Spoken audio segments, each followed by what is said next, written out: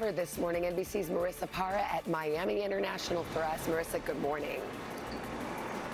Hey guys, good morning. I'm sure a big surprise for a lot of travelers when they found out their flight was delayed because of space debris, but that's exactly what happened. We saw a ground stop at airports like this one here in Miami because of concern that falling debris from that rocket could collide with planes. Now, the good news is the ground stop, which lasted about 45 minutes, has since been lifted. But that new investigation, the second involving a Starship rocket in the last 2 months, just beginning.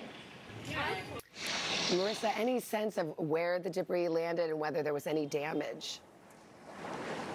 Yes, Savannah, that is the #1 concern and question. And I can tell you so far, no reports of any injuries or significant damage as a result of this. I can tell you SpaceX claims that all of the debris fell within the pre-planned debris response area, that none of the materials pose any toxic hazard to the water or marine life.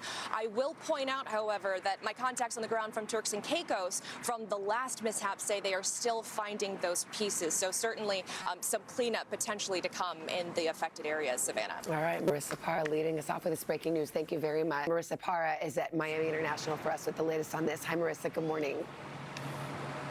Hey, Savannah, good morning. So all morning we've been watching planes taking off from here at Miami International. But there was a time last night where that was not happening, and that's because it was less than 10 minutes after launch. We saw a ground stop at airports like here, Miami International, Fort Lauderdale, Orlando, and that's because of concern that falling debris from the rocket could collide with planes in the area. Now, we have seen social media videos all over of that fiery debris streaking across the sky. We saw those videos coming out of parts of Florida, the Caribbean.